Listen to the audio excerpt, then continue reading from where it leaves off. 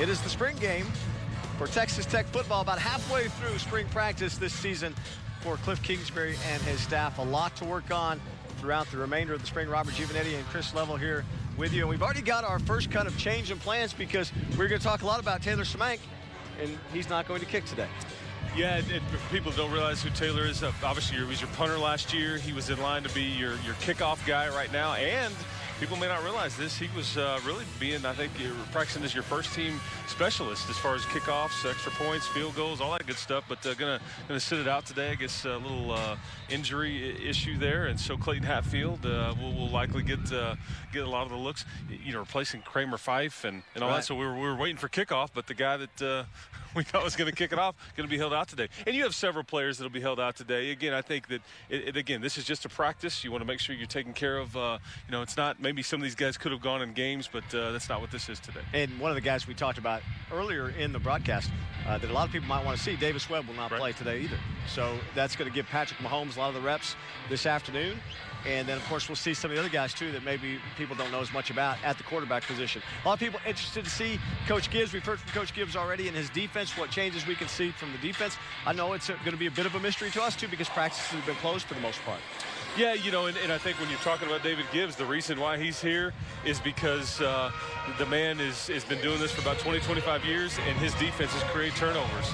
And if you've watched Tech football in the last 3 to 5 years, they've had an issue with that. I think that his defenses at Houston have caused, I think, twice as many turnovers in the last 2 years as your defenses have, and that's obviously something that he's here to fix. But unfortunately, you've had a run where you've had to replace defensive coordinators for several years in a row, but David Gibbs, hopefully he's here for a long time. All right, I believe we are ready to go. As you look on the field, they are getting themselves ready to go on the field, so we're ready to play. We've also got Michael Barton, who's also maybe a guy that we see in the kicking mix, or a couple of freshmen taking advantage. This is what the other great thing about spring. You have an opportunity to prove yourself early on, right?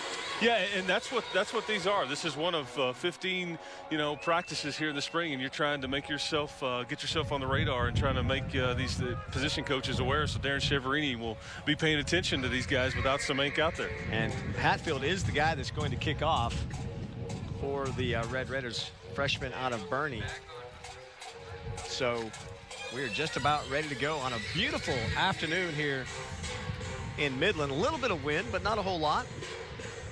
Temperature 74 degrees. Just a beautiful afternoon for football. And I'd imagine we've got 10,000 or more of Red Raider faithful here today. Came out to Grande Communication Stadium to watch the game, and we're just about ready to go. Got an officiating crew as well. We were here when they rolled in. And Chris, I believe we're ready to play a little football. As Hatfield kicks it off. Of course, we're in kind of a weird angle down here on the other side of the end zone. That's returned out just past the 20-yard line. And right now, what you'll see is this is the going to start about a 30-minute period here where you get a lot of the first team offense against the majority of the guys that are, I think, expected to play a lot of defense for you in the fall. And I think that there's some depth concerns on the offensive line. So right now you'll see this first team offensive line, which does feature a guy that, I think some folks were a little nervous that he may go ahead and take it to the next level. But LaRaven Clark is back, and good to see him back here this spring and anchoring that offensive line at left tackle. We'll hear more about LaRaven later on in the broadcast. Courtney was able to sit down with him. Patrick Mahomes completes his first pass of the afternoon. Yeah, it's interesting. Kevin Lauderdale on the reception. Yeah, the narrative with Pat has certainly changed because of the success he had at the tail end of last year, and just I think he's kept that up this spring. And the big thing is he's taking care of the football. So you'll hear Coach Kingsbury say it all the time. Really, it's not about how many plays you can make. It's who can run the offense and take care of the ball the most is going to earn the job. And so far through spring, Pat has done that. So hopefully, I know that's what his head coach wanted him to do again today. DeAndre Washington on the carry there had over 1,100 yards last season on the ground. It obviously gives you a nice dimension. Mahomes, last time we saw him, completed 30 passes. And this is one of the things that's great about Patrick. He can throw on the run as that pass is incomplete. Looks like attempted for Jakeem Grant. Yeah, I think Jakeem dropped it, but what you see is you see Pat able to make a play, extend a play. You know, he's got that athleticism that you're looking for. But 3 and out right there by the defense to start things off. So I know David Gibbs will be pleased. But again, it's fun when the play breaks down and watching Pat do his thing, because these receivers love it because they're never out of a play. So what do you expect we're going to see now after the change here? Will Patrick play at quarterback throughout these first? I think you'll see him for several series here. Bottom line is the head coach wants to see him have some success. He probably won't come out of this thing until they have some success and score a couple of times, certainly once. That's just the way this thing will go. And if that's 12-15, if that's 11-40, I'm not sure. But that's likely how this thing will go. As we mentioned earlier, this could go any way that Cliff Kingsbury wants it to go. Yeah, and now you see maybe the twos coming in right now. But Pat's going to get some looks here. As you've got, I believe, Nick Shimanek in at quarterback right there, the Iowa transfer. So as far as wearing Cliff Kingsbury's old number. How about that? Yeah, for a little heavy pressure praise? When your head coach used to wear number 16 and then you play the same position wearing the 16. Shimanek, a guy that not a lot of people know about, that was almost picked off. Yeah, and you'll hear Cliff and Eric Morris, offensive coordinator, kind of describe Nick Shimanek. He really has an arm on him. His athleticism is somewhere in between, Davis, Webb, and Patrick Mahomes and all that stuff. But he really just needs reps, needs to play, and he's going to get an opportunity quite a bit today. That was Dakota Allen on the breakup. We'll pass the wide receiver screen right there. Yeah, the screen. Yeah. So it'll be third down. It looks like Brad Pearson on the reception, and almost going to be 2 consecutive 3 and outs possibly. And good to have Brad Pearson back. That's a junior right there last year that thought he had wrapped up his Red Raider career, was going to get off into the go into the business world and all that, and decides to come back for senior year. So glad to have Brad back. Great Lubbock product right there. Shimanek on the move, and of course that's you can do that with ease when you're wearing the red jersey. That's what David Gibbs will tell you about these quarterbacks. He goes, they ought to be having a good spring. He goes, they know we can't touch them. Yeah. They know we can't get to them. So you're darn right they better move around in the pocket and run with the ball whenever they get a chance. He got out in the open field, and they blew it dead. So again, another nice possession there by the defense. Always plenty of gamesmanship in practices between whoever the OC and the DC is and things like this. And I'll be curious if Coach Gibbs allowed the blitz today and all that, because the head coach is obviously the ultimate offensive coordinator here, the play caller, if you will. And so he can say, yeah, Coach Gibbs, you can blitz all you want, or guess what? You got to keep that to yourself for another day. So Patrick Mahomes back out for his second series. Again, Davis Webb not playing this afternoon. And I think if it was in the fall, he could have played. They're just trying to be really safe and be careful with him with that shoulder surgery right there that he had. It's another wide receiver screen and then breaks it loose. Our depth perception here is really... Patrick Mahomes pass complete to number 2, Reginald Davis on the reception. Yeah, Reg in a position battle right now at that Z receiver with Dylan Cantrell, and Reg really needs to have a good spring, but I think they're really looking for him to step up. Quick screen out again to the sideline, and Mahomes pass complete to Reginald Davis. Again, Reginald Davis. Yeah, Reg, just 29 catches last year. And I think people just really thought that he would have a much bigger year, just a little inconsistent, and he needs to do what Bradley Marquez did last year and just be more consistent on an everyday basis. I think if he does that, you'll see a much bigger year from him. Wind kicking up a little bit here in Midland. Keeping it on the ground. You think back to last year and just the difference this year from last year in the spring. Of course, last year, a little bit different weather situation. We were at Jones Stadium. At that time, we were looking a lot at Davis Webb as Justin Stockton carried the ball. And, and Webb in this practice here in Midland last year, and then the red and black game and the Friday Night Lights event they had last spring, Davis just lit it up. Yes. He was, really, really good, and it just didn't translate for him. Some injuries dictated that, but it just didn't translate. As you see a nice little move right here. Still on the... Yes. Well, all the way down inside the 10-yard line. That's DeMarcus Felton. Yeah, you're going to hear his name a lot, folks. This is a running back that redshirted last year. You talk to a lot of these offensive skill players, DeAndre included, and they're like, watch out for Mr. Felton. Mike Jinks, the running backs coach, has the best situation on this team. He's got a 1,000-yard rusher. He's got Quentin White back. He's got Justin Stockton back, who's one of the fastest guys. And then this new addition here in DeMarcus Felton that Tech fans, until about right now, you haven't really had a chance to see, but that looked pretty good there. Yeah, plenty to like there as he broke that open along the sideline and almost busted it all the way. Again, there's no score being kept today. And last year we had the kind of the complicated scoring system. No such scoring system this year. Mahomes pass completed, number 14, Dylan Cantrell on the reception there. Interesting that you're in the red zone right now, two-back set right there, and I'm interested to see if we get a handoff to DeAndre Washington. Just 1,100 yards rushing last year, but just 2 touchdowns. That's something that I know Coach Kingsbury really wanting to improve is that red zone efficiency, especially with DeAndre. Mahomes looks like he's changing the play here at the line of scrimmage. Hand it to number 21. Let's see what happens. 21, and Mahomes going to take it himself, it looks like. Now he's trying to find the receiver. That'll be a touchdown, it looks like. It's hard to see from here. Yeah, yes, they Cantrell. do. Yeah. Interesting to Dylan Cantrell for the first touchdown of the afternoon. Mahomes and Cantrell, a couple of guys from the same hometown. Yeah, White House to White House. How about that? And, you know, our viewpoint here in the end zone is a unique one because I think actually that play was not called for Dylan Cantrell. Looks like it's going to go to DeAndre. Absolutely. That's Pat on an option play. It looks like where he can either dump it down to DeAndre or run it himself, but sees Dylan kind of coming across. And you mentioned that chemistry. Boy, they certainly have that back since their high school days. And there's the extra point. Hatfield with the extra point. So we will take a break. We're watching the spring game for Texas Tech football here on Texas Tech TV on Fox. I mean, it's funny because, you know, freshman year it seemed like it was yesterday. And, like, I just came in, and now it's like through all these 3 years, everything changed.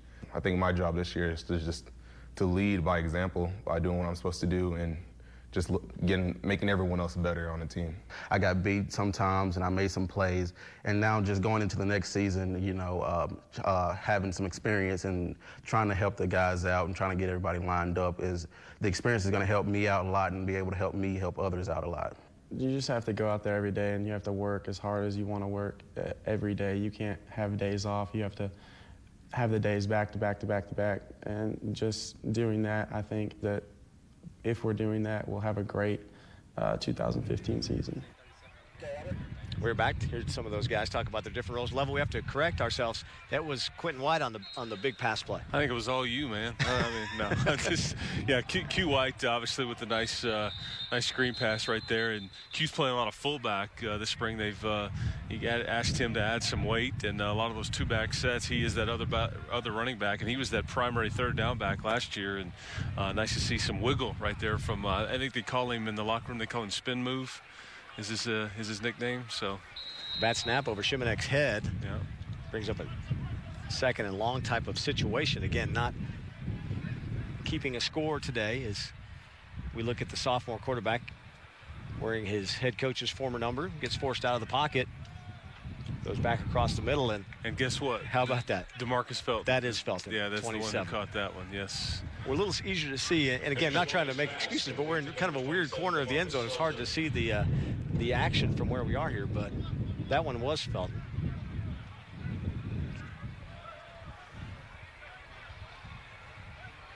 So Shimonek, you see the marker there on the near sideline, third, and it's called about 6 for the sophomore quarterback.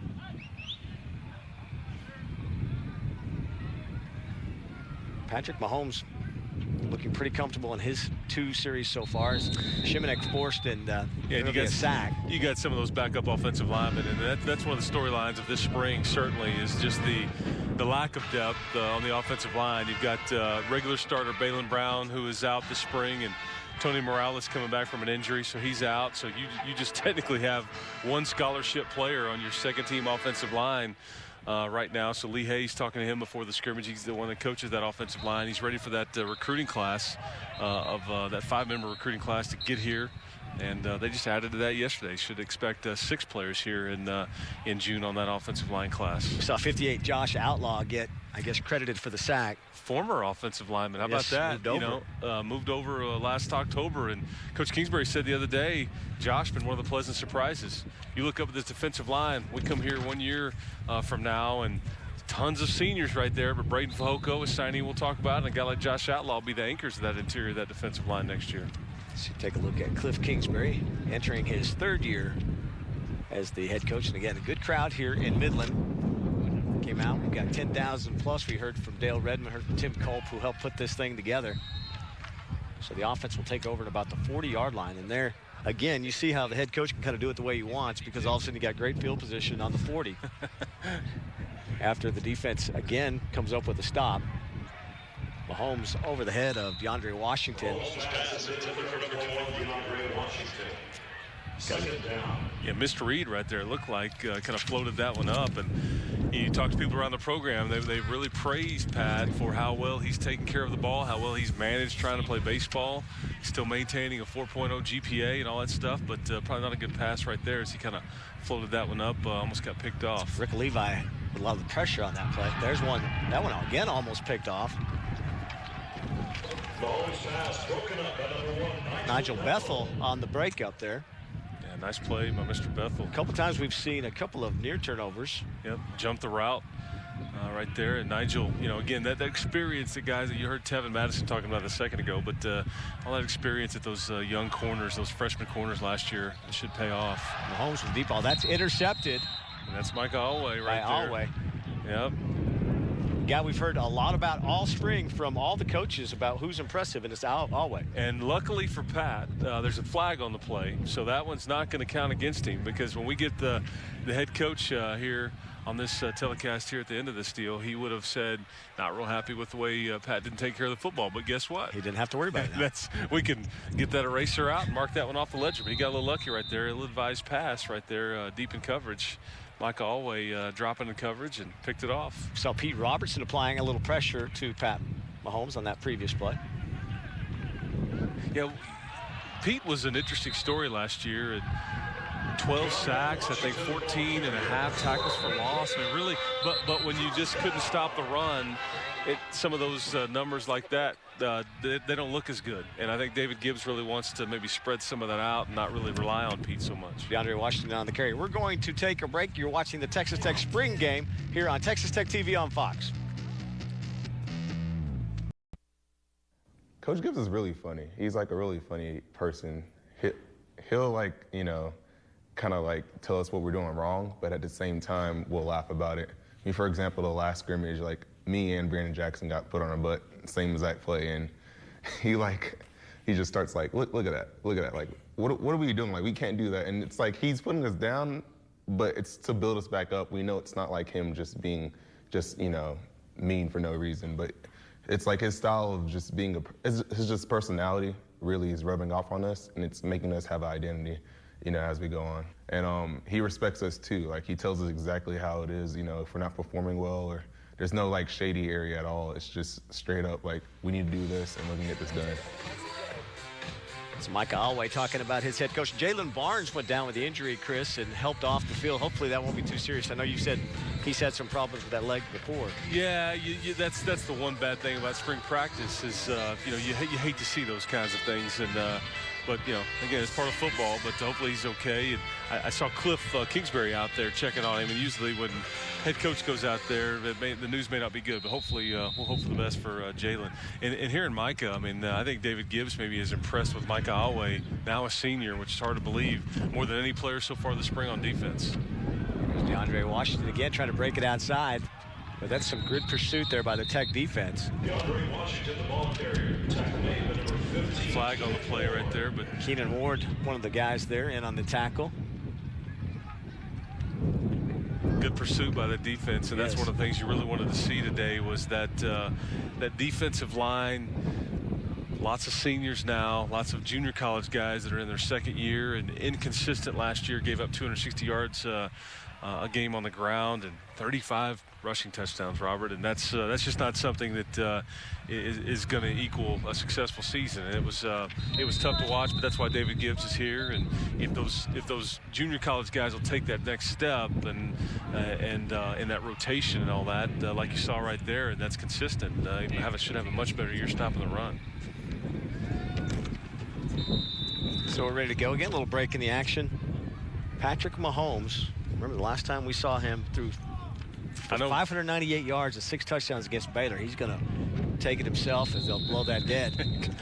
That's a called quarterback run. That's almost cheating. Tevin Madison was right there. When you can't tackle the guy in the red jersey. Could have applied the hit, but he pulled up. Doesn't probably want to pay whatever penalty would come along with that. I'm guessing lots of Brandon Jackson also. They looked like Jackson was like, come on, man. There's some running or some steps or some early morning hours that would be involved with hitting anybody in a red jersey today if you're on defense. And while we are seeing some scrimmage type action, Chris, we do just need to remind you, this is basically just a practice here for these guys. We're not treating it like a typical red and black in the past. Ball is knocked down. Yeah, and again, it's not, you're just about halfway through here. So I think evaluations are continuing with this coaching staff and certain players and certain looks and all that. And, you know, if it doesn't necessarily look good on defense today, I mean, David Gibbs just 8 practices in and trying to install his stuff. Zach Spavital, new linebackers coach. Pete Robertson in on again, looking for this angle. I thought Patrick had that button knocked down. He kept it in his hand, but Robertson was in his face there. Pump fake, yes. And he's just so good in the pocket with that, just that awareness and moxie that, again, he can get somebody to bite and, again, just keep that play alive, get him to, extend it, because DBs can only cover guys for so long. So now we're going to try a field goal. And it's going to come right in your direction here, so I'll make sure Clayton Hatfield doesn't 48-yarder. Kick it up your way. Let's hope he does. Wind. I think with the wind, it would be a hard time to get it to where we are. Yeah, it's wide right there. Not even sure that Steve Austin, the Bionic Man, could get it to where we are right now in the wind. But I thought Steve Austin was stone cold. He could be that too. Oh, okay, got it. Age generational difference there between us. $6 million man versus stone cold Steve Austin. That's right. So a missed field goal. We've had 1 touchdown on the pass from Patrick Mahomes to Dylan Cantrell. So Mahomes on his 3 possessions, it's resulted in a 3-and-out, a touchdown pass, and then a missed field goal. So anything you can tell right now, notice differently from this Gibbs defense? No, well, I think you like the pursuit right there. They seem to be swarming pretty good. That used to be a moniker that this Texas Tech defense used when John Goodner was in charge of it. Guys like Monte Rager and all that stuff. But I think that's what you see just early on here. Just a nice, haven't given up too much. The one screen pass to Quentin White was a little leaky. Here's that's either Quentin White or DeMarcus Felton. I can't tell which. Okay. Shimanek handed that to Felton, and Felton broke it around the outside. And I think they've been in position to make a few plays on the ball. I think you're talking about the defense. You will hear David Gibbs say, I've been doing this a long time, and our guys in the secondary will be in a better position to make a play on the ball than they have in the past. So I think you've seen some of that so far today. See I think a result maybe of some of the stripping techniques these guys are trying to use to force turnovers as the ball went on the ground after he was down. So coming right towards us now, Shimanek has a chance to lead the touchdown drive. Working on a lot of the screen game today. That's one thing, too, that I think Coach Gibbs' scheme is going to – you'll see a lot of nickel that he'll employ, and you'll see them really play some bend but don't break because they do not want to get beat over the top. You haven't really seen Pat or Nick Shimanek try to go over the top at all yet. Free play here for Shimanek. I believe the defense jumped off sides and the pass incomplete down in the end zone. A lot of whistles being blown from all sides as you see Michael Coley. Yep. red shirt from last year. They signed him as he played a little receiver in high school. Signed him as a corner, and now they're giving him a little bit of a look at safety. He's got some measurables there. He's about 6'3". Or so may settle into safety. And see, that's a guy like if Jalen Barnes is going to miss some time here in the next couple of weeks, Michael Coley will benefit from those extra reps. But like I said, let's hope Jalen Barnes not going to miss too much time. And Jalen did leave. I mean, he had some assistance, but he was walking off. It initially looked like it might have been a lot worse than maybe. And of course, you don't want to even begin to speculate, but Courtney's down on the field, so we'll see what she can find out. She can snoop around. That'll be the end of the quarter. So we will take a break. We are in Midland at Grande Communications Stadium. You're watching the Texas Tech spring game here on Texas Tech TV on Fox. 2015 Texas Tech football spring game. Played a quarter. We've seen a touchdown drive engineered by Patrick Mahomes, Robert Giovanetti, and Chris Level. Now joined by Texas Tech Director of Athletics, Kirby Hocutt. Kirby, I like the look, got the hat. You're looking all casual out here on a spring day. Well, beautiful day in Midland, Texas. Great crowd, great atmosphere, so it's fun to be with you. And we heard from Dale Redmond and a couple of the other guys here. Tim Cole. They really do a really good job of bringing something like this together. Well, the whole Midland community is such an important part of our athletic program and our university. And I tell you, Tim Culp has been our quarterback and has taken this scrimmage and this event to a level beyond all of our expectations. As we look again, the action on the field as they're starting the second quarter of play. And, you know, with what's happening at Jones Stadium, really this is a nice alternative here because we can't be playing this in Jones Stadium right now. Well, we can't, and we're so fortunate that we have tremendous support from the Lubbock community. And you know, we have $15 million of improvements taking place in Jones AT&T Stadium right now, and the seating bowl is under construction, and it's not possible for us to host an open practice scrimmage there. So this is the best alternative for us, and we appreciate the hospitality of this community. And speak to Coach Kingsbury's program right now. I know didn't go to a bowl game, not the kind of season that anybody wanted, but hey, it all goes up from here, and I know everybody's excited, and stands are full behind us, and football, we're going to move past that and move forward. Well, having the opportunity to live inside the four walls of Texas Tech football every day, Chris, you're exactly right. I could not be more optimistic about our future and the leadership of Coach Kingsbury and the staff that he's assembled, and the chemistry, the attitude in that program right now is extremely positive. These young men are working extremely hard. This is a very proud coaching staff and a coaching staff that's determined to get us back to the level that we all expect to be at, and that's competing for championships. Michael Barton makes the field goal back there behind us. We have a missed field goal, and he made the field goal into the win. Well, we have Kirby Hocutt here. Let's go back to the field. Courtney Davis has got an injury update.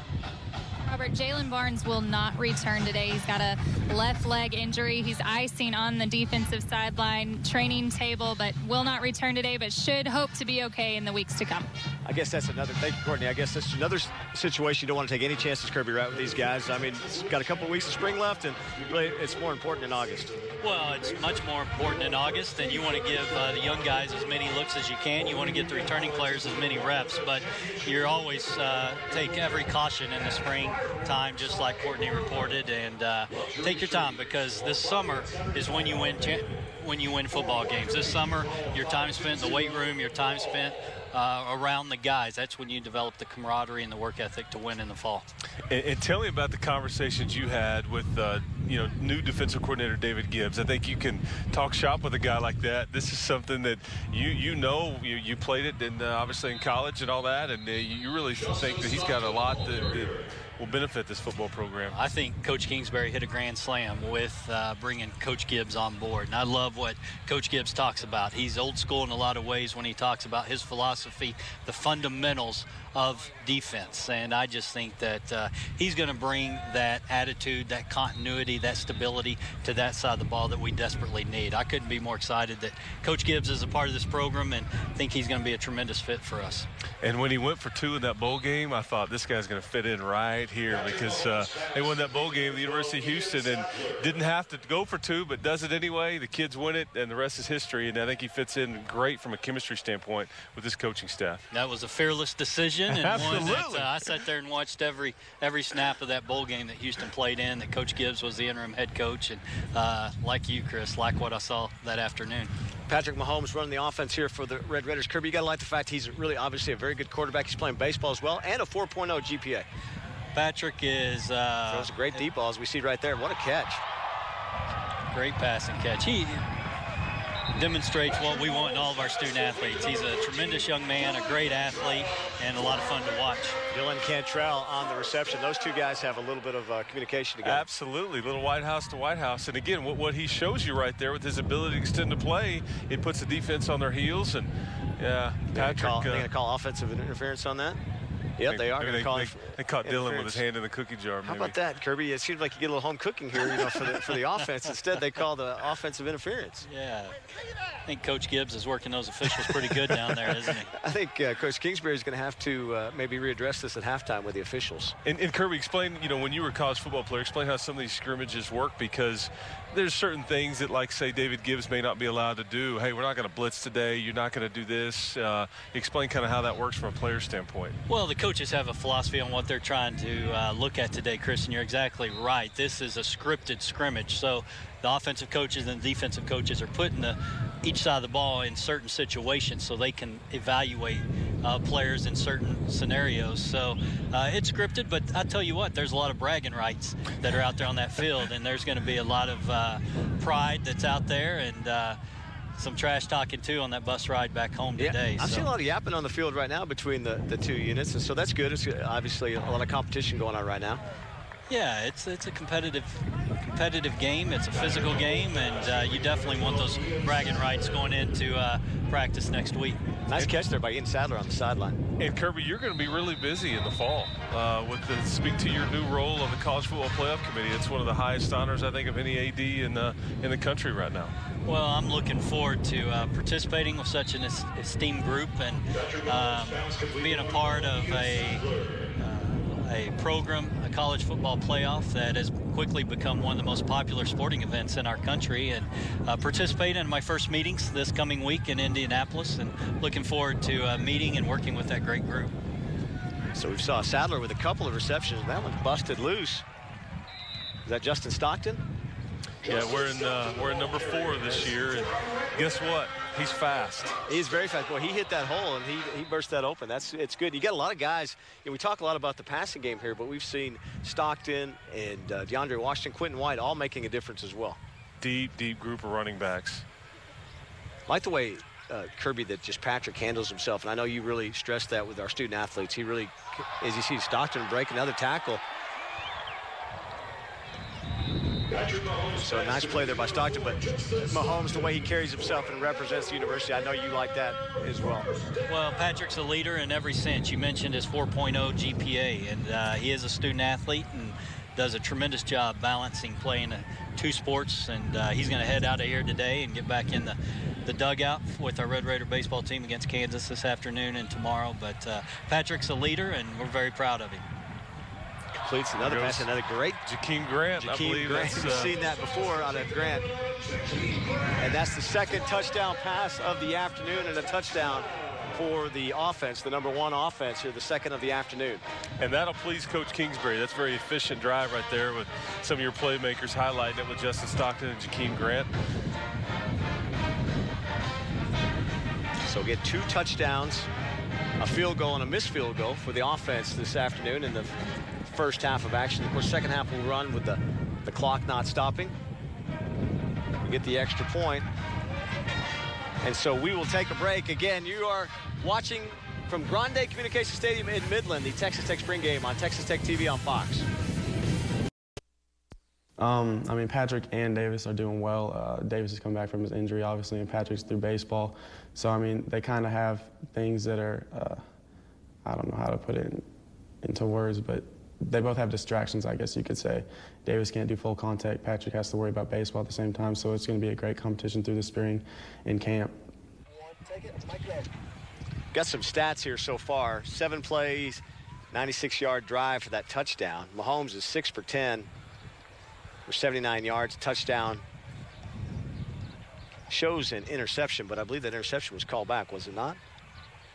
Yeah, I believe that was the penalty on that play, but a deep pass out of the end zone over the head of everyone. You know, when you hear Cliff Kingsbury talk about Nick Shimanek, and I think he really made some strides when he was on campus last fall.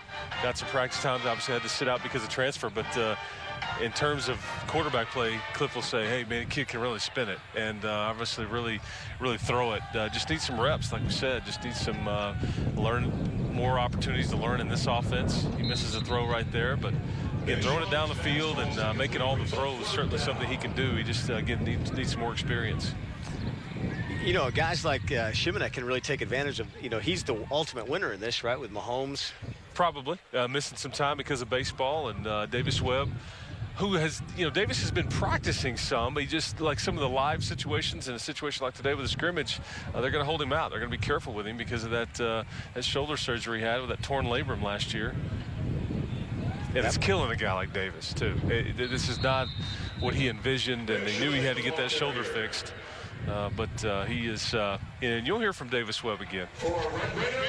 That might have been a situation there where if Shimanek hadn't been wearing the red jersey, it might have been a safety, but he's able to escape, and we saw Outlaw again almost saying, hey, what more do I got to do? So he hands off, I believe that's to Felton. Yeah, I don't care who you are, if you're Pete Robertson or whatever, insert senior name here, you're not going to win that battle with the officials or with the coaching staff when it comes to what you can and cannot do to a quarterback in this setting. It's like Taylor Nunez on the tackle. A lot of new faces up and down the roster, especially on that second team offensive line, Chris. And again, I know that depth of the offensive line is a bit of a concern. Yeah, it's just looked like Brendan Fajoko in on the. Yeah, Braden, one of the most highly touted signees that has come into this program a long time. And obviously Mike Smith recruited that prospect. And obviously, you know, his brother VJ played last year, and Sam was in this program as well, still is, as I believe a graduate assistant on defense. But nice to see Braden finally here. Zach Barnes also in on that stop. Barnes, 6'2", 230, sophomore on that defensive line. So Shimanek, again, back to pass. A little pressure being applied. Breaks loose, nice block in the backfield. Get a deep pass, and Cantrell was there, but overthrown just a bit. Nice athleticism right there to get out of the pocket, and that's one thing about Dylan. His skill set doesn't really allow him to get behind the defense much, but when you extend the play like that, he can go up and get it. And, you know, saw that play a little while ago with Pat Mahomes. They called interference on it, but just throw it up. Trust your guy. Keshawn Allen back, one of the defenders back on that. I tell you, Nunez has also been, I thought, very active that last possession. Taylor is one of those just great teammates. You know, he played a lot in that Baylor game at the end of the season. A lot of injuries and things dictated, you know, and really hurt your depth. And they really leaned on a guy like Taylor Nunez a lot. Mike Smith did when he was the interim DC back as the season was finishing up. But Taylor did do whatever you ask him. Well, and you mentioned this I think in your conversation with Coach Gibbs earlier this week. They're going to play a lot of guys on the defensive line. That's what his philosophy is. Even if some of the guys at the back end of that rotation aren't that good, to be blunt, he just feels like you get more out of your better guys by resting them. And he said that's just something I've learned over doing this for about 20, 25 years is you just have to have a rotation and commit yourself to it. Now, some guys will play more than others, but and I think he believes that in a lot of the spots on defense. So Mahomes back in, hands it off to Washington. Washington breaks a couple tackles, gets down to about the 30. Boy, how much fun was it to watch you know, in a season that was really tough on this football program and tough for these players, fans, everybody. But seeing DeAndre Washington really have some success individually and go over 1,000 yards there in Ames, Iowa, add to that there in Arlington versus Baylor, fun to watch. Coming out of the backfield, Washington inside the 15. He's a guy I think you're going to really count on a lot here in 2015. Bread and butter equals DeAndre Washington, especially let's run left. You know, I mean, when you've got an all-league left tackle and LaRaven Clark, I mean, that's really the bread and butter of this football team right now. And here he is again, getting a steady dose. He breaks down inside the 5. And the best thing, honestly, for DeAndre was that you have guys like Justin Stockton enter the program. It makes a guy like DeAndre get that much better. You talk to Mike Jinks, who coaches that position. He said, you know, DeAndre handled it great, but I think he felt some of those young bucks kind of breathing down his neck, and it benefited everybody. So Pete Robertson on that tackle.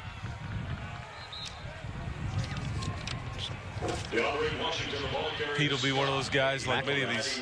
Oh, sorry, Robert. Pete will be one of those guys like many seniors that different defensive coordinator every single year they were here. Yeah, it's they played for a lot of different guys. Nice job by Keelan there, getting in the backfield and disrupting that play. Another guy I think would be key heading into next year. Well, of course, you put any guy with a DL by his name is going to be a key next year. There's another designed run.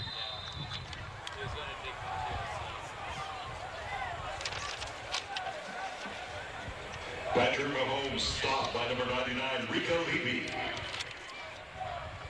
I'm going to try a field goal here. It'll be interesting to see how many more series Pat gets. They've scored a couple of times. See Eric Morris and Cliff Kingsbury. Cliff Kingsbury talking to Patrick. You see Davis Webb standing there as well. Field goal is good. That's our second field goal of the afternoon. We'll take a break. You're watching the spring game here in Midland, Texas Tech TV on Fox.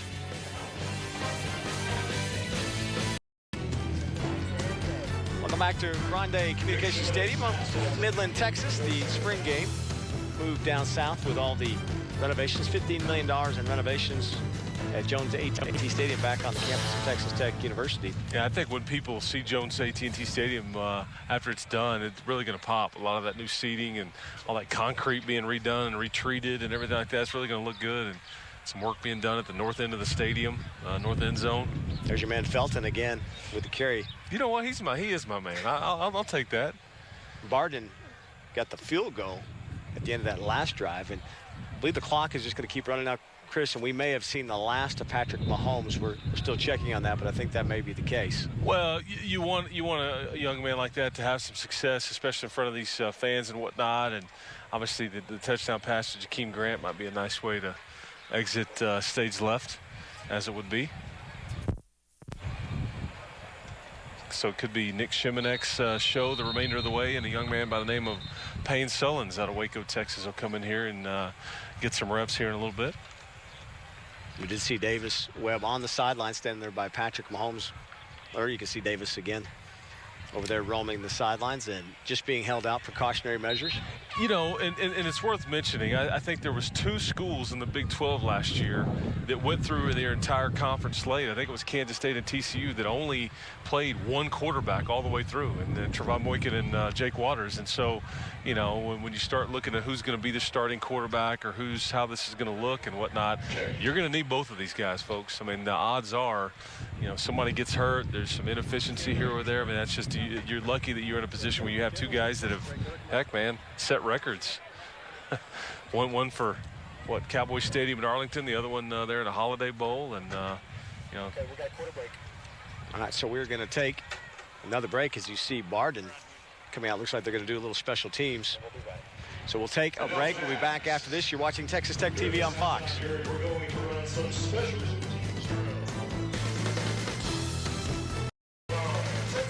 We're back at Grande Communications Stadium in Midland, Texas. It's the Texas Tech spring game. Robert Giovanetti alongside of Chris Level. Chris, first half, you know, I feel almost silly saying first half because it's just a controlled scrimmage, controlled practice. It's scripted even. It's even scripted. Okay. So, yes. so but you can pick some things out of that. I like what we saw in Patrick Mahomes. I like what we saw DeAndre Washington. And I like that you mentioned this earlier, kind of a swarming aspect to the defense. Yeah, I think you saw some of the defensive guys make some plays on the football in certain situations. I think that, again, that's when you're talking about David Gibbs, and I know Courtney will do that in just a little bit. It's all about turnovers and creating turnovers, creating havoc, and trying to get the offense to do what they want you to do. But you also see guys like DeAndre Washington and Justin Stockton and guys like that. Jakeem Grant with a nice play. Some of your usuals stepping up and making some plays on offense. Well, I could ask you this whole period who you liked on defense, but we could go right to the man, Coach Dave Gibbs. Let's go down back to the field with Courtney. She's got Coach Gibbs. Coach Gibbs, not a bad first half for you guys. You really caused some havoc in the backfield, had some pass breaks ups, and had an interception taken away. How would you assess your play? You know, the kids are playing hard. You know, this is our 9th practice, and the kids have gotten better each and every time out.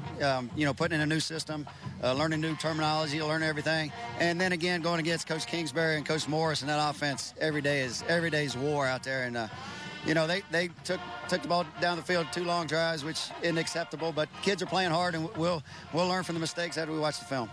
You're definitely seeing a difference in the pursuit, and that's something you've really harped upon all spring long, is get to the football, create some chaos. That causes turnovers. It does, and the kids, they do play hard. You know, you have to play hard and play smart at the same time. Like you said, a little disappointed we had the 1 turnover got taken back because of a penalty. Obviously, we're focusing on not having as many penalties as we did last year. At the same time, it's not an excuse. We got to try to get the football away from our offense. But the truth is, all spring, they've done a great job protecting the football. So we got to keep grinding, and hopefully we'll get some turnovers here in the second half. A couple of young guys the fans are obviously getting their first look at today. Braden Fajoko, Mike Mitchell seeing a lot of time as well. They are. Both young men have had a really good spring so far. Braden obviously should still be in high school, getting ready for his prom. He's actually showed up here last couple of practices. Not that he wasn't playing hard and good early, but it's hard to make that adjustment from high school to college. And then Mike obviously has been, he hadn't played real football in 2 years. So all this action out here is great for him, and he'll continue to get better. You got a couple weeks after this scrimmage to wrap up spring ball. What are you hoping to get out of it before you head into summer workouts and obviously fall camp later on? Solidify the depth chart, solidify the guys who we're going to count on to play next year, and continue to build to build and install the defense. We probably put in about half of our defense already, and we're trying to go slow. First, you want to teach it at a slow pace, but our offense goes so fast that it's hard to put in too much because you'll end up making mistakes every play. So continue to install the defense, and at the same time look for the depth chart to be solidified here in the next 6 practices. The hype around Texas high school football and Texas football in general is nothing new to you, but your first experience here in Midland in the Permian Basin. Crazy. I tell you what, we're used to practicing in Lubbock in front of about 25 people, so this is awesome. It's great for the kids, it's great energy, and it's great for Texas Tech. Thanks, Coach. I appreciate it. I'll let you get back to your team. Thank y'all. Robert, back to you. Thanks, Courtney. And it's funny, Coach Gibbs said, because the practices have been closed, so this is a little bit different atmosphere. You go from, hey, just a handful of people, maybe people some of your faculty members, some of the admin guys come over. Now you got 10, 12,000 people watching you. Yeah, and Coach Gibbs has been around this thing for a long time, but it's just nice to get him out here in West Texas and see what it's like in Friday Night Lights territory. How about that? But so much of what we'll discuss with him in the coming weeks and practices and all that stuff and months with the offseason has to do with the turnover. And there's an old adage that coaches usually say, you're good at what you emphasize. I'm not certain there's anybody in the country that emphasizes it more than this guy. It was a way of life at the University of Houston. He wants it to be a way of life here at Texas Tech, and hopefully he's here for a long time. All right, we got a lot more to go here from Midland. We'll have Cliff Kingsbury up here with us in just a little while talking about what he saw on the field this afternoon, but we'll go to break. You're watching Texas Tech TV on Fox. Looking at Raider Red, he made the trip down here, not just resting on his accolades from the national championship that he won a year and a half or so ago. He's down here entertaining the fans in Midland. Robert Giovanetti and Chris Level, we're not entertaining the fans. We're over here tucked away in the corner. But it's been a good turnout here in Midland. We've seen a lot of good football. They're doing some special teams drills right now on the field. Let's go back to Courtney on the field. That it's something a lot of times the general public will take notice of, but You know, for 3 years, the holder for the special teams was Ryan Erkslaven, and the consistency and the records that were broken by Ryan Buston, who holds the all-time record for field goals in a season, as well as extra points and points made. However, last year, it was Bradley Marquez, Mr. Do-It-All. He was on special teams. He was your receiver. He did just about everything. He was also your holder, and at times you saw some missed field goals just because that timing is so crucial between the holder and the kicker. Now this year you're going to see another, as Marquez obviously is trying to make his name in the NFL draft. Cameron Batson has taken those snaps, trying to get his timing down with whether it's Taylor Semank, Michael Bardner, Clayton Hatfield, and that's something you would hope would carry on, as Cameron Batson's one of those young guys, and the repetition and the solidifying of that position is crucial for games that are won and lost at the field goal line or at the extra point line. All right, thank you, Courtney, for that. And, of course, Bradley Marquez from this area. Yes, he is. Yes, he is. I believe he's in the house today. And, you know, to Courtney's point, is there anything more, you know, that unnerves, you know, a coach in general than a punt returner? You know, especially when you're a true freshman punt returner. And when you trot out Cameron Batson as a true freshman punt returner last year, hey, dude, go field it, okay, in front of 80,000. And sometimes we're going to ask you to catch it, and just don't drop it. And he did that. I think a great job of it last year. And I think no secret right there as to why he would be maybe the guy that could transition into holder right there. Okay, I think the special teams drills are over, so we'll come back and have your second half of action here at Grande Communications Stadium in Midland. You're watching the Texas Tech spring game here on Texas Tech TV on Fox. Grande Communications Stadium here in Midland, Texas. The whole family made the trip down, even the family pet. Yeah, they did. A little harder to feed than just like your average schnauzers, whatever dog. But Fearless is here. Robert Giovanetti and Chris Level here. Spring game, just getting ready to start the second half of action, and it'll be, you know, the first half was a little bit frenetic just because, you know, scripted and very, you know, just a lot of things that we couldn't really see from where we are. The second half will probably just blow by. Yeah, it will. You'll see a running clock, and a lot of this has to do with there's just not enough linemen in camp right now to really, you know, get much out of it. I mean, you have one offensive lineman that's playing second team right now. He's in his third college practice ever. Okay, so and he, you know, as Coach Hayes just told me a while ago, hey, man, I've just even quit yelling. It doesn't really help at some point. But, again, these kids are doing the best they can. But it kind of messes up what you're trying to do on offense. And you're putting a lot of those guys in on defense that can overmatch some of these young offensive linemen. So, you know, they'll do the best they can with it. We heard Coach Gibbs talk about Braden Fajoko. That's a guy that should, like I said, be getting ready for prom. Yes, he should. And I tell you what, if you see Braden Fajoko in the weight room, that is a grown man. And typically, when you see these high school prospects coming in, that's the one thing that it takes him a few years to really get acclimated from a strength standpoint. But not Braden. He just needs to learn, you know, his hand placement and all the scheme and everything like that. But as far as strength goes, yeah, it ought to be fun to watch. All right, let's go back to the field. I believe Patrick Mahomes is back out here for the second half. And so I think he's going to get an advantageous position, too. It looks like they're starting at the inside the 10-yard line. Maybe you want to see a little goal line and red zone stuff right here, and maybe Coach Kingsbury got a little more he wants to see out of his starting quarterback. So 2 touchdowns wasn't enough. I believe Pat was 12 of 16 in that first portion of the scrimmage. Tried a little option there you talked about. We saw that earlier in the first half when he threw the pass. Derek Dixon was there on defense thinking about applying the hit, and then he backed off. Derek Dixon, another one of those young safeties that got a lot of action last year, and hopefully it benefits him as David Gibbs now in charge of the secondary, obviously the defense in general, but really a lot of youth in that secondary that hopefully the lumps that they took last year will pay some dividends going forward. Flag on the play. Don't see what they've called. And you know, a guy we haven't talked about too, we talked about the offensive line some. Boy, Justin Murphy, right there, number 73, right there at right tackle. A lot of expectations for that young man, redshirted last year. They almost played him several times last season, but maintained that red shirt. But he is going to be expected to be your starting right tackle with these other 4 starters, as you have one of the most experienced offensive lines in the conference. Up the middle. Justin Stockton with a touchdown right there. Justin Stockton scores the 3rd touchdown of the afternoon. So the Ones offense, again, the very nice job there from the 10-yard line. Good starting point. And it kind of tricks you because it looks like you're watching Bradley Marquez run through the middle of the line as he wore number 4 for 4 years in this football program. But again, Justin Stockton now wearing that single digit. And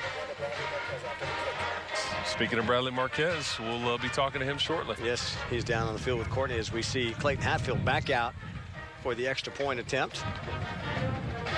And it is true through the middle, and so a nice offensive drive there of 10 yards. You'd like to have that 10-yard starting position every time if you're Cliff Kingsbury. Let's go back to the field. Courtney does have Bradley Marquez. Bradley, it's got to be a bit different this year. Usually it's a homecoming for you. You've got the most fans in the stands when we come to Midland. Now you are the fan in the stands. Yeah, it's definitely different for me. Partaking and watching a Texas Tech football game for the first time in 4 years is kind of crazy to me, and it's still kind of surreal. But you know, everybody's time has to come to an end at some point. And but it's just good to be back. Good to see him in my hometown, and always good to have the spring game here. I've seen you on the sideline talking to some of the guys, coaching them up a bit. What have you thought so far? Oh, they're doing great. I mean, you know, it's a typical spring. You know, there's going to be ups and downs here and there, but you know, guys are growing up at this time period, and yeah, like you said, you know, just talking to some of the young guys, just I haven't talked to them in a while, and just, you know, chatting it up with them, and, you know, seeing how they're doing and helping them out whenever they have any questions. But no, it's just fun to be out here. I'm glad to be around here. I mean, Texas Tech is my home, so I'm just glad to be around. One of them, Patrick Mahomes, you were drafted out of high school to the New York Mets. You would report in the summer, play for them, and then come back and be a Red Raider and play football. Pat's trying to do both this spring. He's playing for the baseball team, he's playing football, and he's a 4.0 kid. How do you manage both? What is that mindset like? No, I absolutely commend him. I mean, it's definitely tough. I mean, me doing it personally, you know, a little bit different. But only out of the 2 months out of the year. Yeah, and mine was only 2 months out of the year, exactly. And he's doing it, you know, right now through the entire spring, and especially with the great baseball team that we have, and you know, the amount of time that it takes to be that. But I think the biggest thing is just balancing school with it all. I commend him for doing that, because when I was playing baseball in the summer, I wasn't doing any kind of school. It was just all focused on baseball at the time. And so for him to do school, football, and baseball at the same time, I mean, I commend him. But he's a great guy, and he can handle it. So he's a good guy to do it. There's a chance you'll have the opportunity to do both again as you continue forward. You've got the NFL draft coming up in a couple months, and then you've possibly got a baseball free agency contract on your mind as well. We'll stick to football, though. Pro Day, big success for you. 4.48 40. I think you've got to be happy with that. Oh, absolutely. I had a great day, and for me, it was just all the hard work throughout the training. I mean, it was a 10-week process that I went through in San Diego, and it all paid off. I mean, it's kind of hard to gauge. You get nervous. I mean, you're prepared for it, but at the same time, I mean, you get the butterflies because you only have one day to show yourself really to all these scouts. So, I mean, I ended up having a great day. So, I mean, I was happy with it. You know, thank God I had a great day, and, you know, hopefully see what happens in the future. I have no control over it, and, you know, I did everything I could do thus far, and, you know, just going to sit and wait and, you know, put it in God's hands. What will be the next few weeks look like for you moving forward? You're still in West Texas, hanging out between Odessa and Lubbock? Oh, yeah. I'll be in, I'm mainly in Lubbock. I've been working out at the facility, you know, with some of the guys as well, like Kenny, you know, guys that are going into the draft. So we've just been working out with each other and just, you know, just at the facility, still around these guys a little bit. And it's just good to be around. I mean, they've been welcoming and, you know, just still letting us be around the facilities and the weight room and all that. And so, I mean, it's just fun. I mean, it's just a fun process right now. I mean, it's kind of, you know, it's just sit and wait right now. I mean, we just got to work out, be in shape, and ready to go whenever our name's called. Well, we're sure going to miss you, but we can't wait to see what's to come. Thanks, Bradley. I appreciate it. Thank you. Guys, we'll send it back to you. Thank you, Courtney. As Clayton Hatfield with the field goal, it is good. We come back, we'll talk about some other former players who are still hanging around the facility as well. We'll do that. We'll come back after these messages. You're watching Texas Tech TV on Fox. Back in Midland for the Texas Tech spring game. Second half of action clock is continuing. Run play is continuing as we take breaks and talk to guests. Robert Giovanetti and Chris Level here with you. Chris, we heard from Bradley Marquez about hanging around, getting ready for pro day, or obviously not pro day, but the draft. And great Red Raider that you've seen recently at the football training facility. Well, yeah, because you hear Bradley, talk about he and Kenny, guys like that I think have a legitimate shot to either be drafted or be undrafted free agents and get into a program. And, a guy that's been hanging around and had a lengthy career in the NFL, Sammy Morris. Well, bumped into him the other day, a longtime Miami Dolphin, New England Patriot, and been sitting in on team meetings and I think talking to running backs. And I'm guessing Kenny Williams and guys like Bradley Marquez have been to Sammy Morris's ear. And how about Sammy played in Cliff Kingsbury's first start? So it's that was a running back for Texas Tech back in those late 90s, early 2000s, where he would have really excelled in these spread offenses of today. Is that he had a 10-12 year career in the NFL, being that kind of third down type of back. But great to see Sammy the other day, and he's a guy that looks like he can still play. Stockton, just his explosiveness. I mean, you get that two-headed monster you have with Stockton and Washington. Gives you a lot of high expectations for the running game next year. Yeah, and Robert, what you like seeing, I think some of his runs have been in between the tackles today. Mahomes looks like he might get his third touchdown. And Reginald Davis there. Of the afternoon to Reginald Davis. Patrick Mahomes pass complete to number 6, Devin Lauderdale. Oh, Devin Lauderdale. Devin Lauderdale. He's at the other end of the field there. See, my eyes deceive me. And also there are 400 people on the sidelines. And blocking the view at this point, half of them. And I'm not certain that anybody had any better end of the season last year than Devin Lauderdale. He finishes up with 31 catches, 7 touchdowns in a long of 82. How about that? I mean, he was your big play guy, your home run hitter, if you will. And it's been a while in this program that you've had a guy like Devin Lauderdale that could get behind the defense. But those play action fakes right there come into play with a guy like Devin, because he can certainly run. You surprised we've seen Mahomes as much as we have here in the second half? I am. I think at some point on Thursday afternoon they made the decision, they being Tim Tadlock and Cliff Kingsbury, to go ahead and leave Pat here with the football team today. And at some point Pat will get back today in Lubbock and try to rejoin baseball. They start first pitch 2 o'clock there versus Kansas. But I just think that everybody felt like he was better served by staying here and being around his teammates and all that. So I think that's why you're seeing him a little bit longer. But surprised that we've seen him play as much as we have, yes. And a lot of the starters on offense, I think, have played a lot longer than we thought. Yeah, we've got the one still out there right now for the offense. And, baseball has to have in Big 12 play a 27-man roster for the weekend. Patrick is not on that. He can dress and be, on the field and the dugout and everything with the team, but he is not part of the official 27-man roster this weekend for baseball. Yeah, and, and with baseball, he's going through fall ball right now, essentially. All those guys on that team, went through their fall ball and back in, September, October, and that situation. So he's kind of working through some of that right now, but he has really played well in football this spring so far and taking care of the football. You've seen some of that extension of what he did at the end of last season on display today. It's been fun to watch. And we saw some video of him throwing under the tutelage of Ray Hayward. There's really not a better guy to learn pitching from than Ray Hayward. So you got to feel good about that, Pat, with Ray Hayward. It looks like, is that Payne Sullins in now? Yeah, you have Payne Sullins in now. And interesting thing about Payne Sullins is that Texas game last year in Lubbock, Texas, that primetime affair, Payne Sullins was one play away from stepping foot on the field as your starting quarterback, because when obviously Pat went out, that hit from Quandre Diggs of the University of Texas, and Vincent Testaverde Jr. had to come in. At some point, who's the backup to a guy like Vincent Testaverde? It would have been Payne Sullins. Sullins, a freshman out of Gatesville, and so as you mentioned, didn't come in, so he does get the red shirt. And again, he's another guy getting probably a lot more reps this spring than he might have otherwise, with the quarterback situation as it is. Felton has been a guy, they're not statting, Chris, this second half, so they just statted the first half. But as you look at some of Felton's stats from the first half, and you were high on him early. Matter of fact, we misidentified him. We gave him credit for a lengthy screen pass that went to Quentin White. So some stats from the first half. Mahomes was 12 of 16, 2 touchdown passes for 169 yards. Felton carried it 6 times for 31 yards in the first half. Stockton 3 carries for 20 yards. He just had a big game as well. Washington 6 carries for 18 yards. Sadler had 3 catches. Cantrell had 2 catches and a touchdown. Grant had 1 catch, one being a 38-yard touchdown pass. And so you look throughout that. Felton had 1 catch in the first half as well for 5 yards. Pass complete to number 32, Douglas Wilson. Wilson on the catch there. And you've got Braden Foko in the game right now. We were talking about him a while ago, and he's also wearing that number 4. That's got to be the biggest number 4 in the country.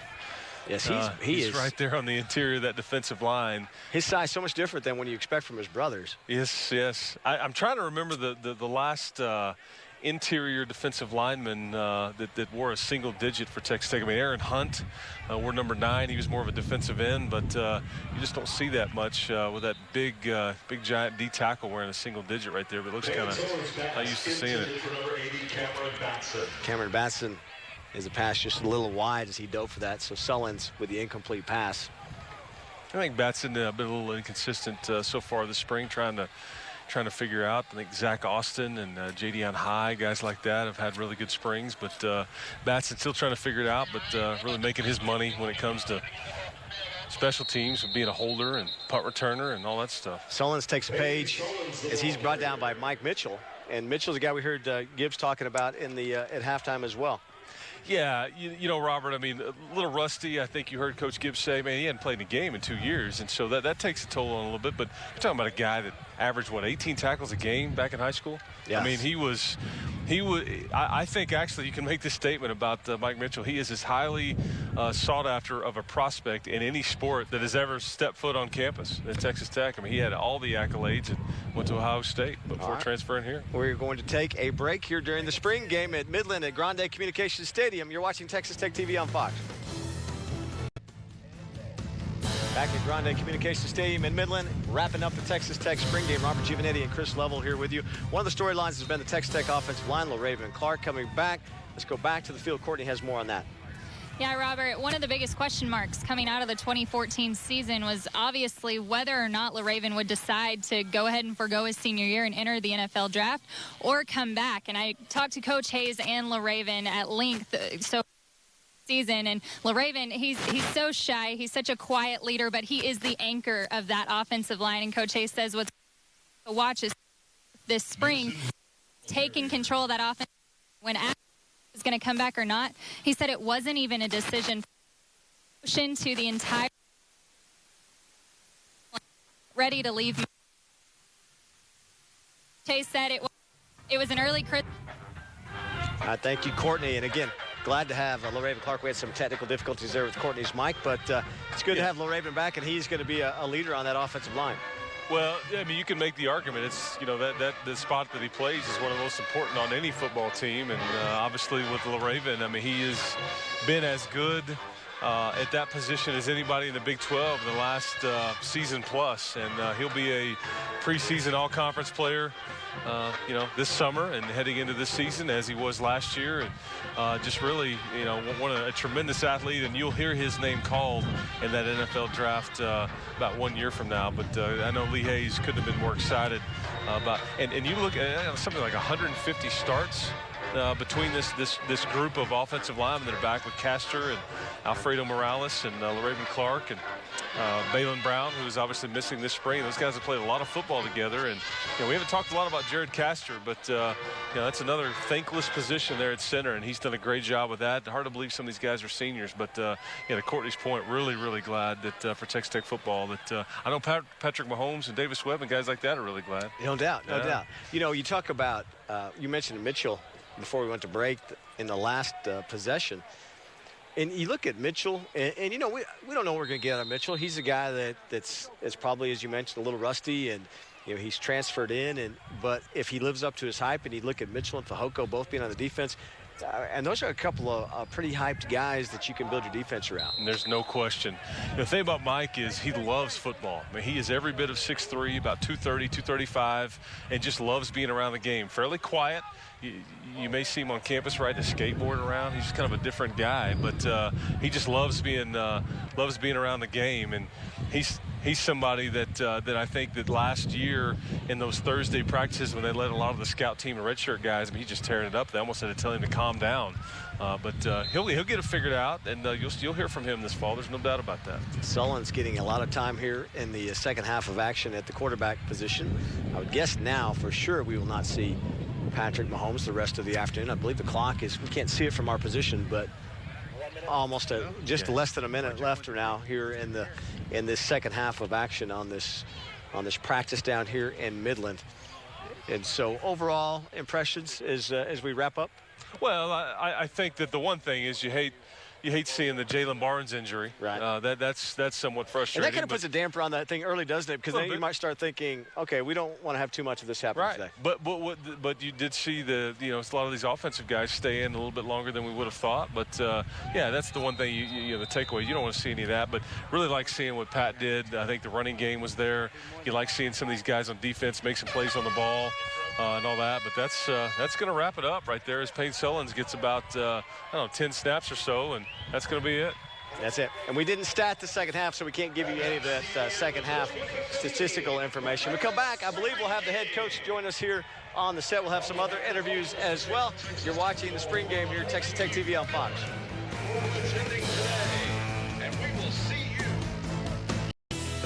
See Cliff Kingsbury addressing his team after practice here at the spring game. Yeah, and one thing that you heard him say, to his team a second ago, just proud of your effort. I think you guys played hard. And great enthusiasm is one of the things he mentioned. Absolutely, and that's really what you want out of a coach. And I think there was times last year maybe you didn't see that all the way through a game like you needed to, and trying to rectify that. Hey, kudos to the folks here down in the Permian Basin. It's a great atmosphere, big turnout. Of course, the weather was perfect. They didn't have much to do with that, but the weather's perfect. A little windy, but it kept it a little cooler.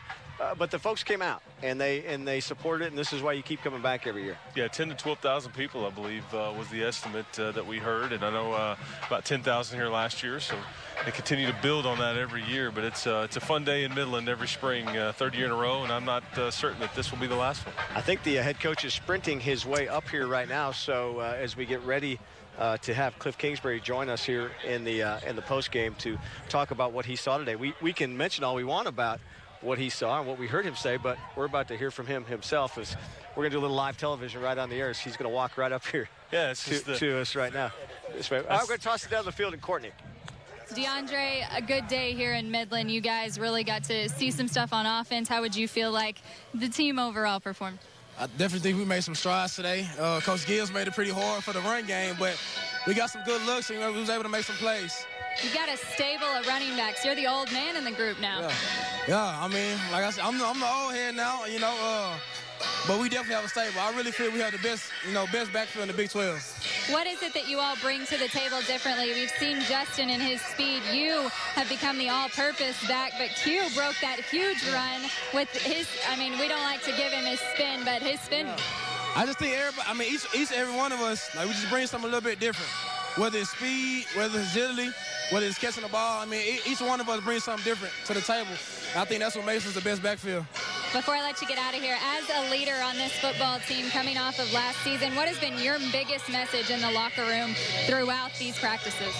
Just get rid of that taste. Last year, we're motivated this whole offseason. The way things went last year is just trying to get back out there and just get our feet back with it. But we're ready. We know we have the team to do it. It's just about putting it together now. We're going to send it back upstairs to Coach Kingsbury and the guys. All right, thank you, Courtney. We're now joined by Cliff Kingsbury himself. Coach, we heard you say great enthusiasm, great efforts. You're pretty happy with today? Yeah, we talked about having a clean scrimmage, which we had a few penalties, but not a ton, and not turning the ball over. And they did that. I thought defensively, lots of enthusiasm. They executed well, and so I was pleased overall. What'd you see out of Pat? He still shows that ability to extend the play and make some things happen, doesn't he? Yeah, he does. He made some big-time plays moving around, keeping things alive, and had some throws he'd like to have back, but he's been bouncing back and forth from baseball to football, so been very impressed with how he's handled that. Cliff, one of the things we talked about, it's impressive to watch. You've got Stockton, you've got Washington, now you've got Felton, so you get a lot of options back there in the backfield. Yeah, it's been fun. Coach Jinks has done a tremendous job really bringing that room together. They all cheer for each other. They all really like each other, and they all can bring something different when they're in there. Justin had some big runs. Dre does his thing. Q we've asked him to block a little bit more. Yeah, I didn't mention Q, but he had a big play he's embraced that, and so it's fun to watch that room work together. Coach, you just heard DeAndre a second ago talking about being one of those senior leaders. You got a lot of important seniors on this team. Have you had to say a lot to those guys this spring about how important this offseason is going into next year? Not much. the way last year ended, they came back hungry, and you're right. There's some very important players that have played a lot of football here at Texas Tech, and they want to go out the right way, and we want to do that for them. So you look at that senior group, and it's a bunch of really good players, and they've done a great job of leading. Cliff, it's hard to tell in a situation like this, but we really liked what we saw out of that defense. As far as just swarming, going after a very, great pursuit would look like. Yeah, Coach Gibbs really is, is a breath of fresh air. With his approach, his rapport with the players, the way he handles things, and those guys are playing hard for him. That defensive staff, Coach Spavital, Coach Haverty, Coach Curtis, Coach Smith with the D-line, have embraced him, and it's been fun to watch them grow as a unit. And he has said, I think our secondary will be in a better position to maybe make plays on the ball than they have in the past. But speak to what you see as an offensive coach and what he's trying to do to you guys. Yeah, it's a lot more of reading your quarterback, seeing the eyes, and he does a great job of mixing it up, staying multiple. And the main thing is they know where they're going. They're being disciplined, and they're playing hard. And that's all you can ask as a defensive coach. Hey, the people of Midland really stepped up. It was a great atmosphere today. Unbelievable. These 3 years have been incredible. Our players love coming out here. There's 10,000 fans. There's tailgating. So I just want to thank the community of Midland, and we'll be back again next year. And as a player, it breaks up the monotony of going through the same thing, the same routine, in the same venue back in Lubbock. No question. And it allows us as a program to practice going on the road, operations, how we want to handle it, and getting out there warming up and being in a different environment and going to work. Real quick, don't want to end on a sour note, but anything on the injury situation with Jalen? Yeah, I don't think it's as bad as it initially looked, but we'll see. I think it scared him more than anything, and so hopefully that's the case. Yeah, we didn't like seeing you out there because when you're out there checking on him, usually that may not be a good thing. He was in a lot of pain. He's a kid who's rehabbed a bunch, and I have a special place in my heart for him because he's worked hard to get back, so I'm hoping that's not too bad. Well, Coach Kingsbury, thank you for joining us. Appreciate it. Thanks for having us down here. And thank you. Again, we look ahead to the 2015 schedule. We talked a lot about that as we take a look here at the upcoming schedule and level. As you look at this, obviously the Big 12 is always going to provide lots of challenges. Yeah, it is, and I think that you have a situation where you have a very, very difficult non-conference game there at September 19th in Fayetteville, Arkansas, as they will likely be a top 25 team and heading into the season, and stopping the run will be obviously the deal there. But then you've got TCU and Baylor right after that. The two likely top 5, top 7 teams, and so yeah, that 3-game stretch will be crucial right there. As the schedule somewhat backloaded there. Is it playing at Texas on Thanksgiving again? But it should be, a fun schedule, and I know that they're chomping at the bit to get back out there and prove themselves after the way last year ended. And of course, we're going to have a renovated Jones AT&T Stadium. One of the reasons why we're here this afternoon, because of the construction and the remodeling being done at Jones AT&T Stadium, new seats being put in, and lots of other a lot of infrastructure type work also being put into the stadium. As you take it, look there, and again, nowhere to sit if you'd been there today. Yeah, and I think what people don't realize is that, the way it looks right there, it's about to look completely different in a couple of weeks as they really start tearing it up and putting new seats and all that stuff in. But it's really going to, I think Kirby Hocutt said it best, it's really going to pop, and the fans will really, brand new red seats, as there's been some different shades of red in the interior of that stadium, and the stadium's been there a while, but they continue to, it seems like always something being done to Jones AT&T, and trying to update it, renovate it, and all that stuff, and that's what's going on right now. It's a busy weekend also on campus, so if you are back home in Lubbock, get out to watch the baseball game at 2 o'clock, and then tomorrow we'll televise the series finale against Kansas. The Jayhawks took the opener last night against the Red Raiders, but they'll play tomorrow at 1 o'clock in the series finale. But 2 o'clock this afternoon, just about an hour, they'll play game 2 at Rip Griffin Park. Texas Tech going to try to even up the series. Tech now 1-3 in Big 12 play. And, of course, softball against Oklahoma at Rocky Johnson Field. That'll be tomorrow at noon against the 6th-ranked Oklahoma. Oklahoma's always very tough in softball, so get out there and support Coach Gregory and her softball program as well. So a busy weekend back home on campus. Yes, it is, and we're headed that way here in a little bit. Yeah, again, Grande Communications did a nice job. They did a great job hosting us. We heard from Tim Culp at the beginning and Dale Redmond and these guys that really, they rolled out the red carpet here for their Red Raider family, and I know it almost was like we're so proud of what we can do here, and so warm, and it was just great. The crowd was great, and it turned out to be a really nice morning and afternoon. And again, I think next spring you'll have a situation here in Midland again. It sounds like with Coach Kingsbury just confirming that, but the Red and Black game will be back in Lubbock next year, and the fans that do such a great job of supporting the program back there in the 806, I guess, as or you like to call it that, right? Yeah, that's right. That's yes. right. we'll have a situation back there in Lubbock next year and all that. But can't wait for the season to get here, and it ought to be fun. Yeah, and today again was a different kind of situation because you didn't have you had kind of a funky situation at quarterback you've had all spring, and so I think they made do with what they could do in a different locale. And again, I think we got to see a lot of guys flash maybe some talent, and I think you can look ahead that certainly 4-8 has been something that's been on everyone's mind this spring, to wipe that out of their mouth and move forward. Yeah, and I think from the head coach on down, and Cliff admitted the other day we've been laying a little low. I mean, we're not real proud. Don't want to, we haven't really accomplished anything, and so we're trying to take care of business and stay quiet and work hard and roll our sleeves up and do all those things. You hear DeAndre Washington, one of the senior spokespeople on this team right there, really kind of echo that sentiment in the locker room. And I think Pete Robertson and Brandon Jackson and Raven Clark, and there's so many, Jakeem Grant, and a lot of seniors that this is it for them. And so and you heard Kirby Hocutt say it earlier too. This summer, after these last 5 or 6 practices happen, I think that this summer will be really when you decide what kind of year it's going to be, those off-season workouts and all that stuff. All right, thank you to the folks of Midland for hosting us down here at Grande Communication Stadium. Thank you to everyone here on the Texas Tech TV on Fox crew. Great job from everyone here. I mean, this was a big production to move it all down here to Midland to make sure that the railroad ran on time and ran efficiently. We appreciate all those guys for their hard work and effort. Thank you to Courtney Davis, who's down there on the field right now as she listens to Cliff Kingsbury with his post-game press conference. And thanks from us, Chris Level, Robert Juvenet. Thanks for joining us here at Texas Tech TV on Fox.